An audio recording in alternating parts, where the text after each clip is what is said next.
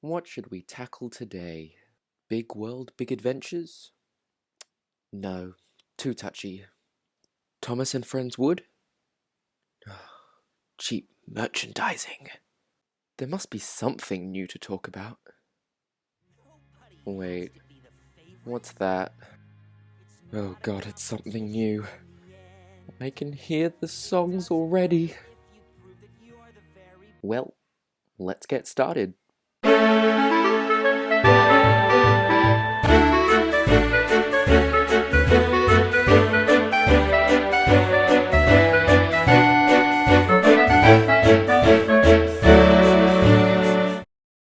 Oh, it's glad to be back. Sorry for the long break. I explained that in another video, which you should check out. On to Journey Beyond Sodor. After watching the special for a few times, I have come to my conclusion that this special is not amazing, but it's not horrible either. It's definitely better than The Great Race last year. To give a basic rundown of the story, James gets picked to pull Henry's goods train to the mainland after he's had his accident at Vickerstown, and due to Thomas being Thomas, he decides he'll take James's train to the mainland instead. After he ends up running out of coal and water, Thomas meets the experimental engines at the experimental engine yard, but eventually he ditches them and ends up at the Steelworks where he gets trapped by Frankie and Hurricane. There are also scenes of James pulling Annie and Clarabelle on Thomas's branch line and the engines discussing the mysterious circumstances around Thomas's disappearance. All of these scenes lead to a much more cohesive and focused storyline in comparison to The Great Race, and it all around makes for a better viewing experience. However, there are a few issues that will be addressed later that have to do with the pacing and just some basic story elements that should have been addressed and probably should have been cut out in the first place. But all of these things will be explored, so let's get cracking on with the review.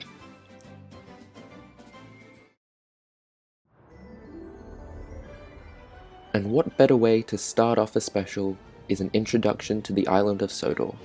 Seriously, I absolutely love this opening scene. The shots are dynamic and the sound effects are brilliant, and the music is incredible. In general, the music in this special is really good. Chris Renshaw did a fantastic job on the soundtrack. It sounds dangerous and dark, it sounds upbeat and happy. It sounds like it was done with real instruments. It wouldn't be as good as Lost Treasure's score, but I think it's up there and probably second to it. This scene serves as a fantastic introduction to the island to a newcomer, and it's a perfect way to introduce anyone to the island of Sodor and the engines that it has.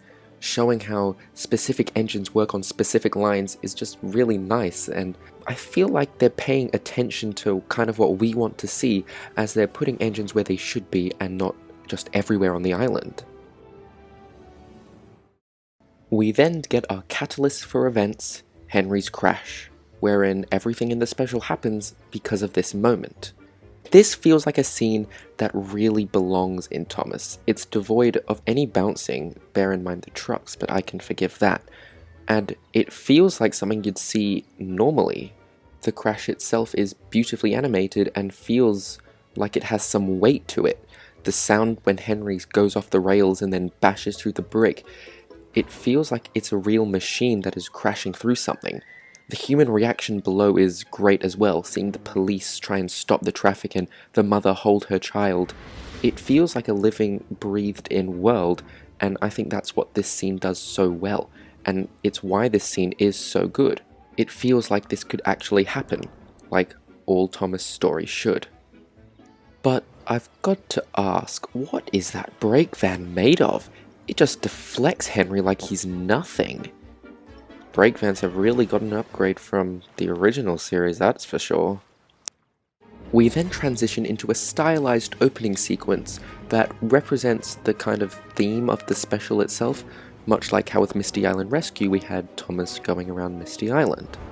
This sequence is pretty cool, and while I will miss what The Great Race and Sodor's Legend of the Lost Treasure had with those integrated title sequences, I think this is pretty good.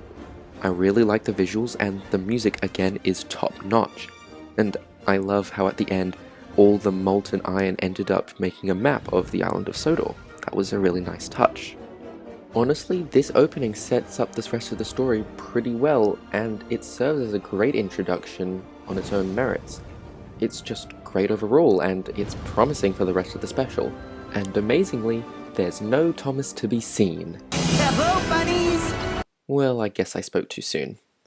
But this is where the problems start to occur for me.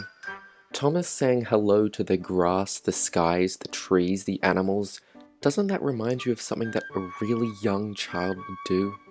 Like, I just think it's a bit strange that this character who's seen trees and birds and sky a lot of times every single day is now saying hello to them like his best friend.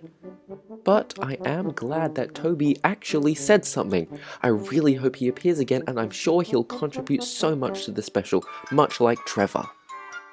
And then just as Thomas is about to sing, this happens. Somebody has to be the favorite! Now, I have no problem with musicals, and I have no problem with musicals in Thomas. The only thing is, this song is repeated quite a few times, about 4, and while each time is a little different, they're all kind of the same, and I mean, it just feels like they're there to pad out time, but I can live with it for now.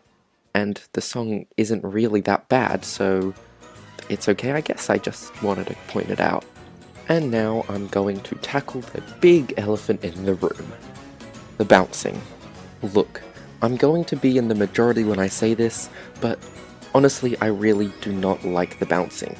It takes away from what these things actually are. They are heavy machines, and while I know they move around a little bit, I highly doubt that we'll be moving around their frames like this.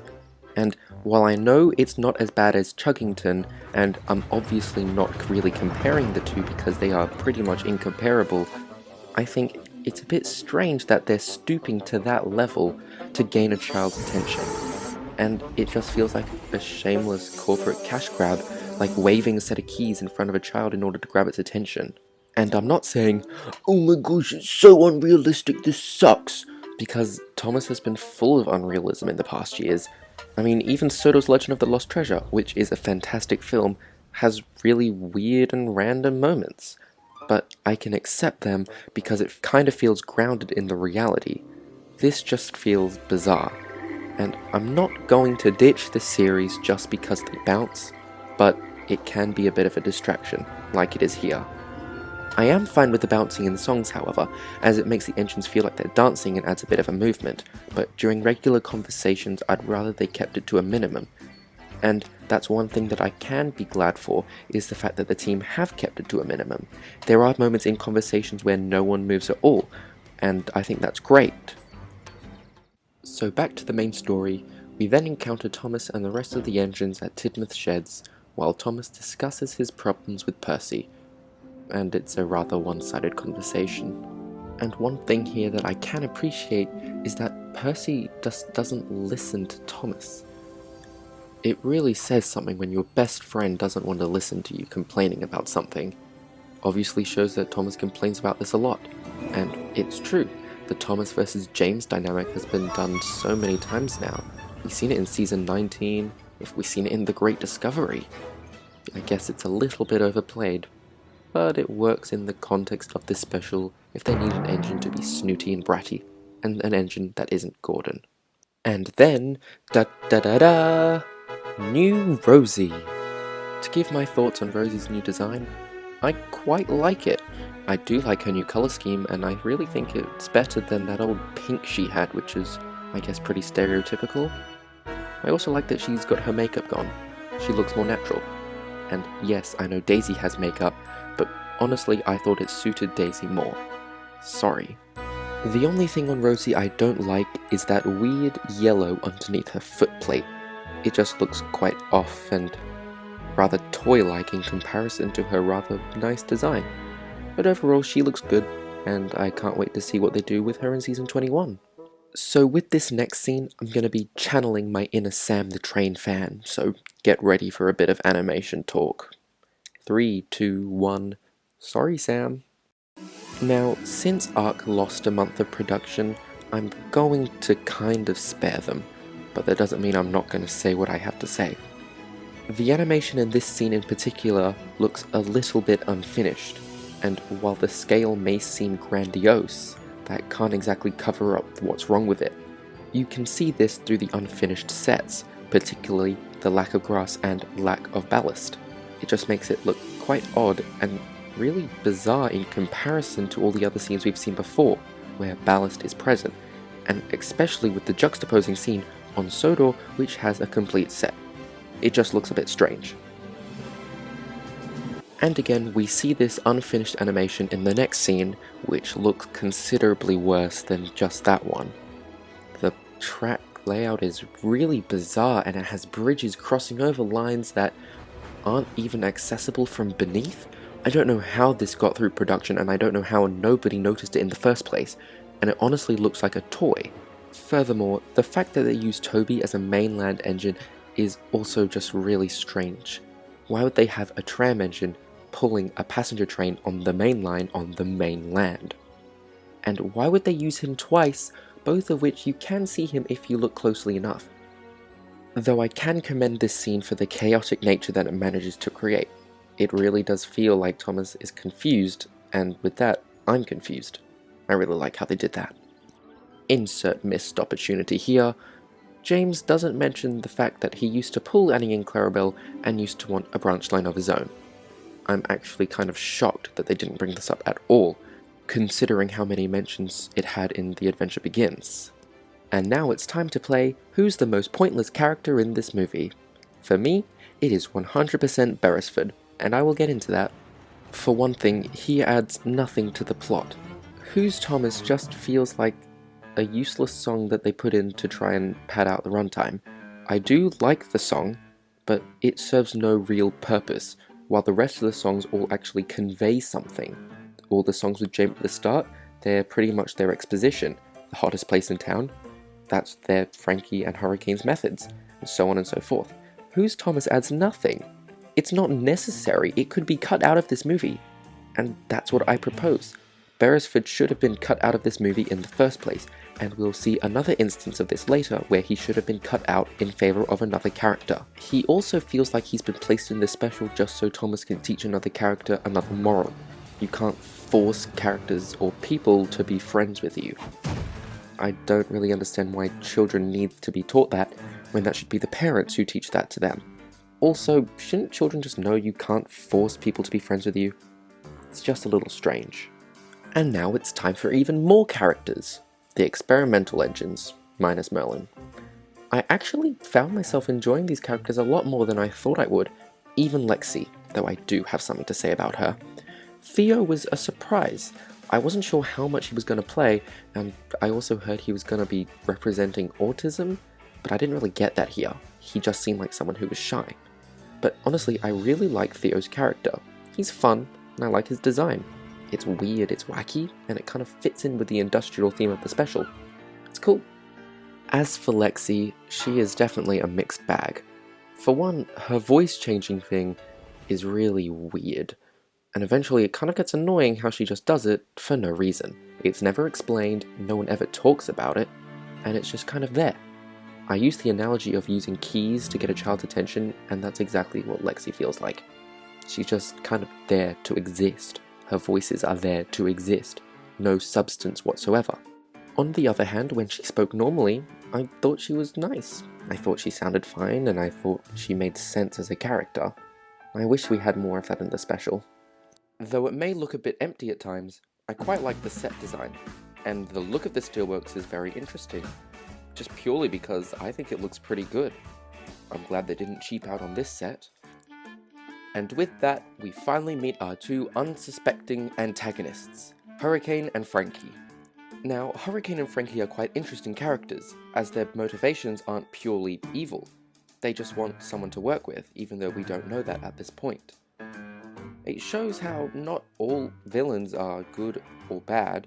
Sometimes they can just be both, and sometimes they can just be looking out for some help, but just approaching it in the wrong way.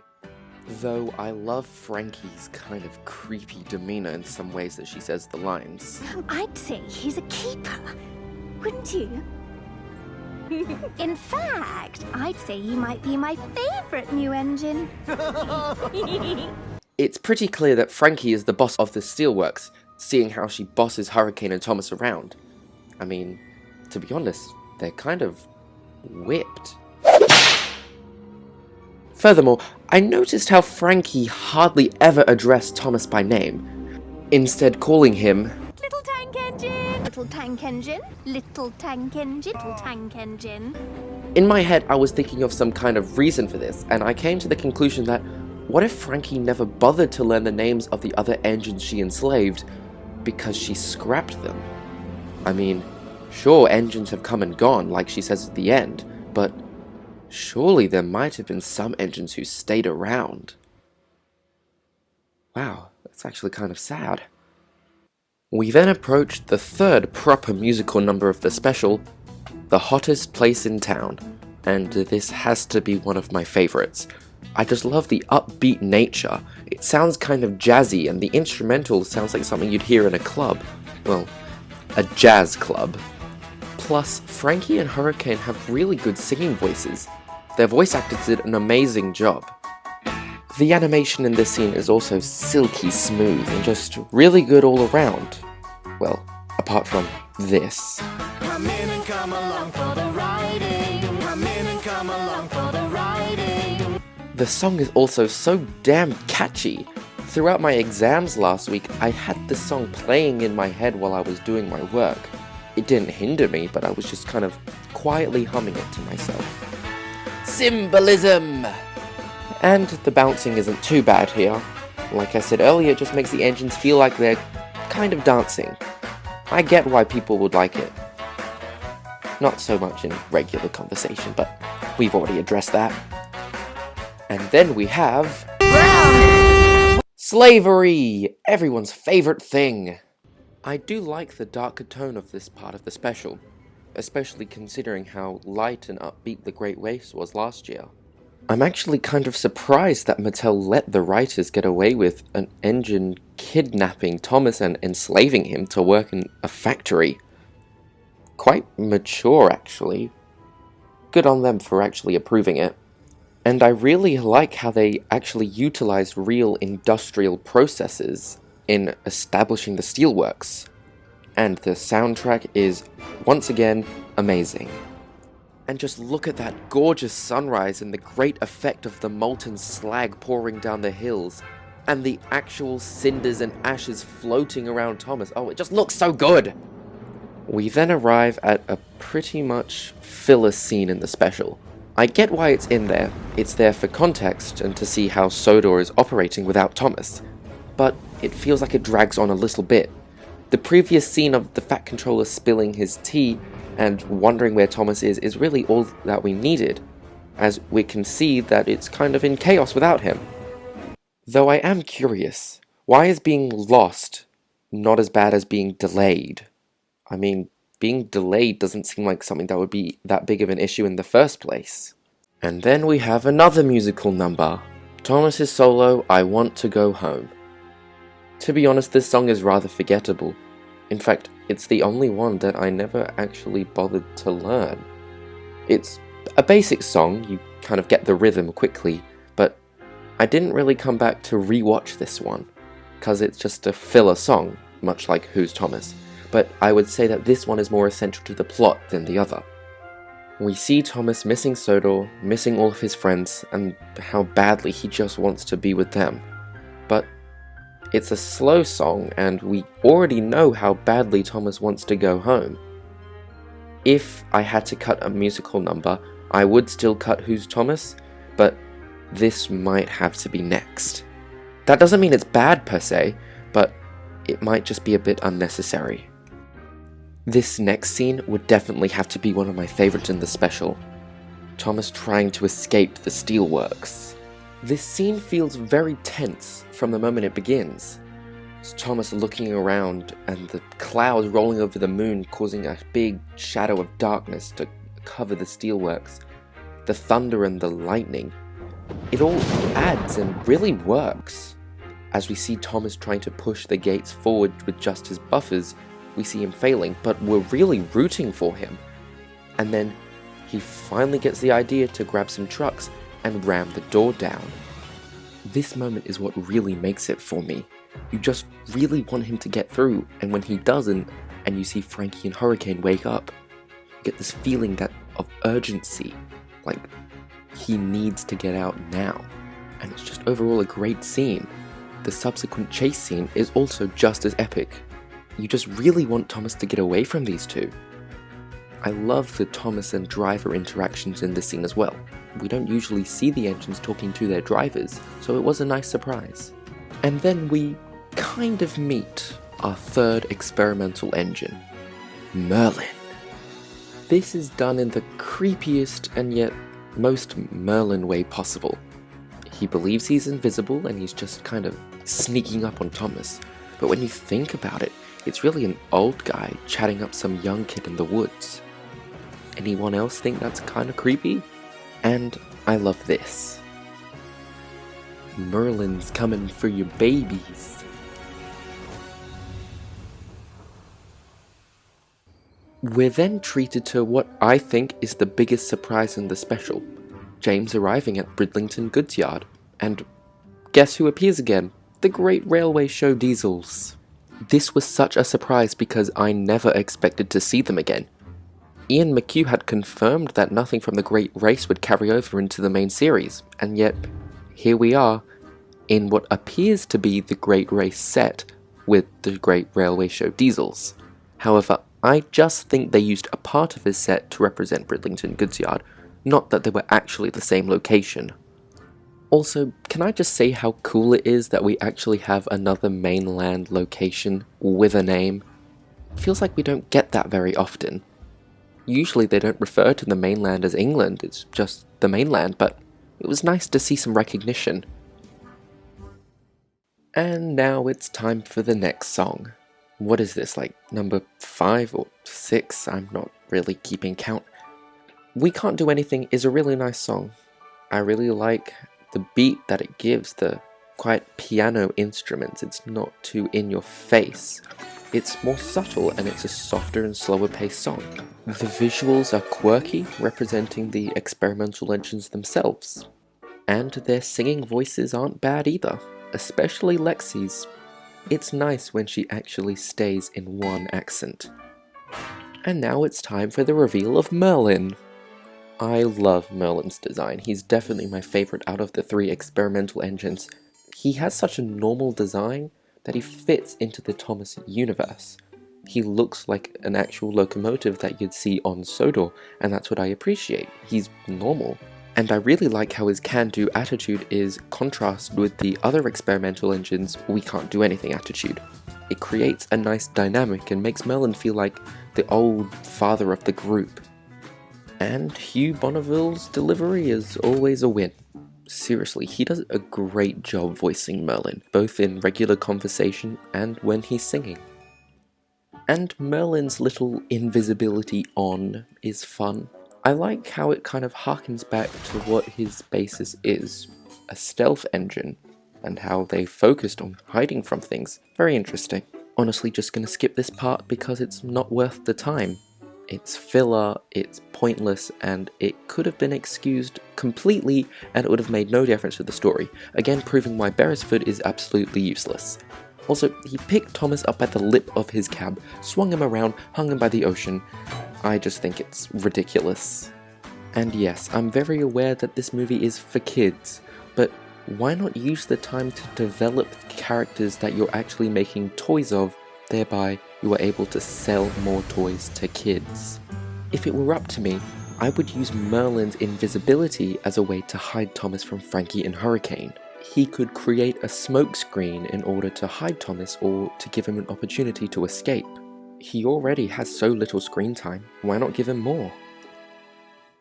After a nice little sequence that makes me like Theo and Merlin even more, we arrive at the climax of the special, the main event that the whole special has been building up to.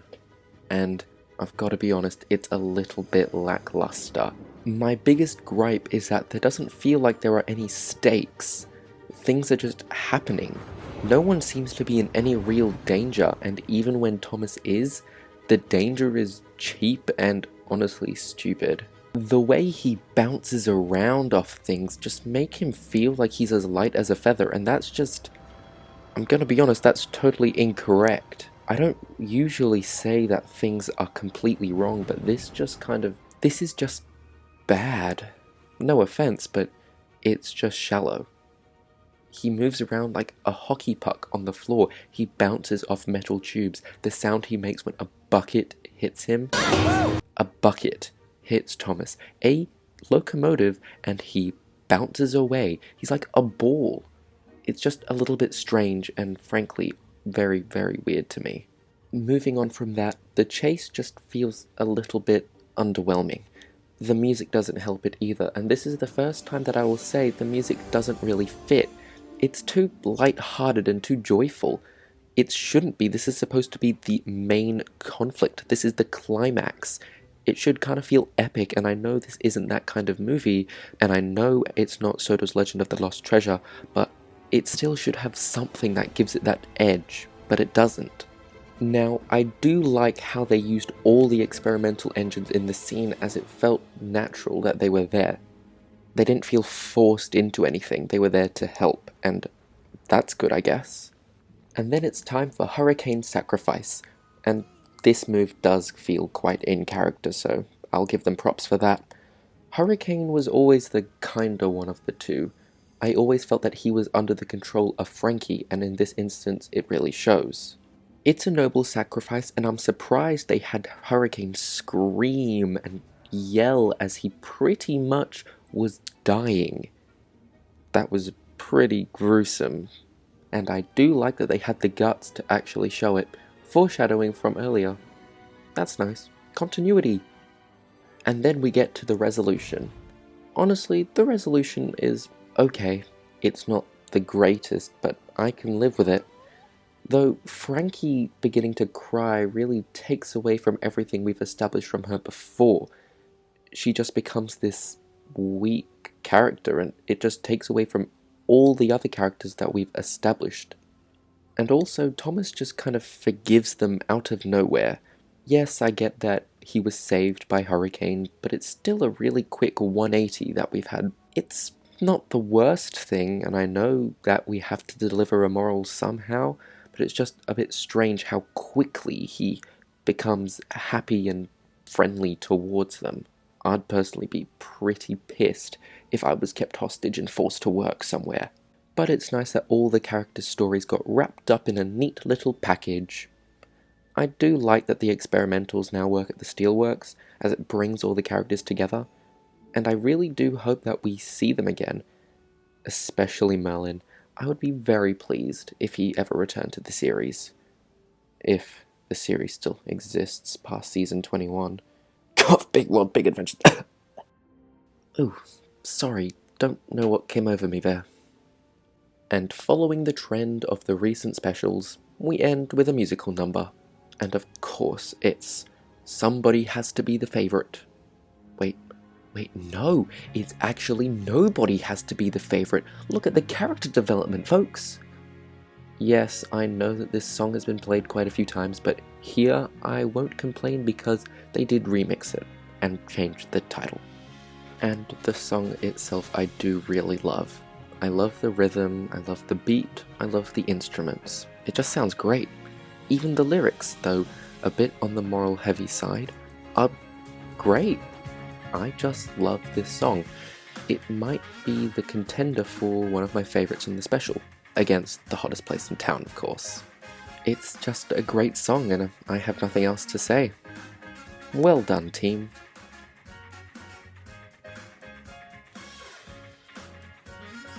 Well, it looks like we've made it. We've made it to the end of my review. Thank you if you stuck around all this time, and I know this was a long one. I'm so glad to be back making videos after all those months of a break. I'm not sure when the next video will be out, but I'll try to make sure it's not as long. I had a lot of fun making this review, and it was just really great to get my thoughts up there on something so recent. A few quick things to mention before I go. I loved the Fat Controller's Island of Sodor planning / war room. I'm pretty sure he's going for world domination, and Henry's last line makes me chuckle. good that he got some screen time in the end. Again, if you've made it this far, thank you so much. Don't forget to comment down below on where Journey Beyond Sodor falls in your specials ranking, and what is your ranking for the specials in the first place. I'd love to see them. Anyway, thanks guys, and have a great day.